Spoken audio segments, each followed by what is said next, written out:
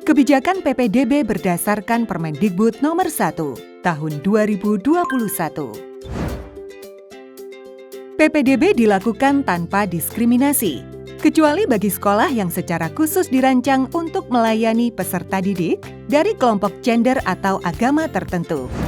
Adapun persyaratan usia calon peserta didik baru, yaitu untuk TK kelompok A, usia masuk minimal 4 tahun dan maksimal 5 tahun. Untuk kelompok B, usia masuk minimal 5 tahun dan maksimal 6 tahun.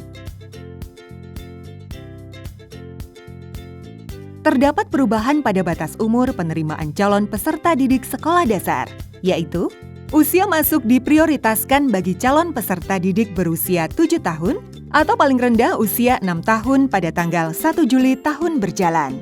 Namun, hal ini dapat dikecualikan bagi calon peserta didik yang berusia paling rendah 5 tahun 6 bulan pada tanggal 1 Juli tahun berjalan yang memiliki potensi kecerdasan atau bakat istimewa dan telah lulus uji kesiapan psikis oleh psikolog profesional atau dewan guru sekolah.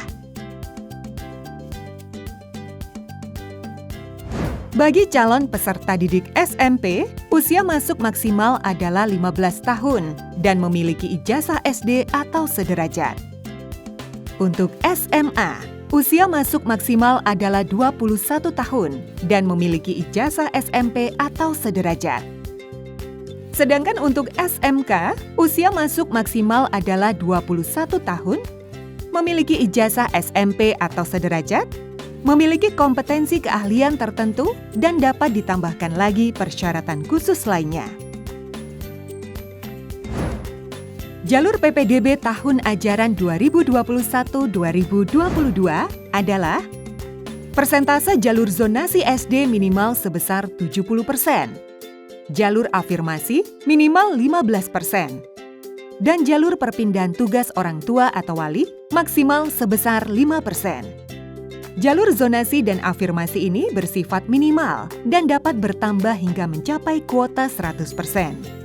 Untuk SMP dan SMA, persentase jalur zonasi minimal sebesar 50%, jalur afirmasi 15%, jalur perpindahan orang tua atau wali maksimal 5%, dan jalur prestasi disesuaikan dengan sisa kuota yang ada.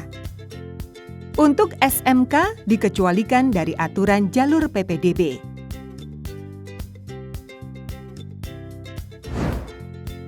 Jalur zonasi diperuntukkan bagi calon peserta didik baru yang berdomisili di dalam wilayah zonasi yang ditetapkan pemerintah daerah.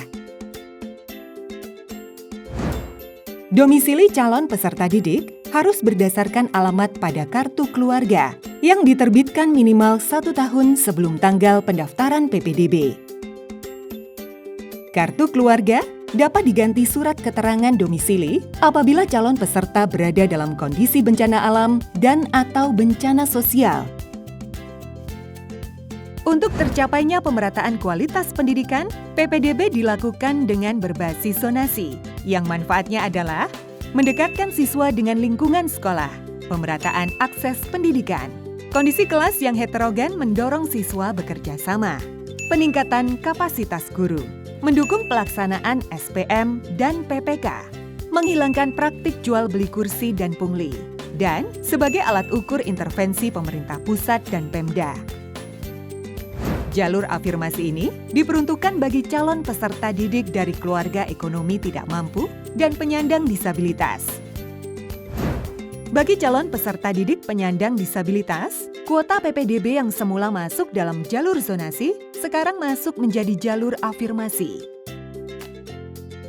Jalur perpindahan tugas orang tua dibuktikan dengan surat penugasan dari instansi, lembaga, kantor, dan perusahaan yang mempekerjakan. Untuk sisa kuota dapat dialokasikan bagi calon peserta didik yang orang tua atau walinya mengajar di sekolah tersebut. Jalur prestasi bagi calon peserta didik SMP, SMA, dan SMK tidak lagi menggunakan nilai UN, tetapi diganti menjadi nilai rapor yang dilampirkan surat keterangan peringkat nilai rapor dari sekolah asal dan prestasi di bidang akademik maupun non-akademik. Dalam pelaksanaan PPDB ini, Pemda dapat melibatkan, bersinergi, dan berkoordinasi dengan sekolah swasta.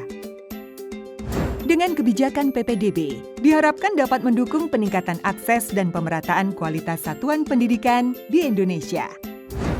Di masa pandemi COVID-19, jangan lupa selalu 5M. Mencuci tangan dengan sabun, memakai masker, menjaga jarak, menjauhi kerumunan, dan mengurangi mobilitas.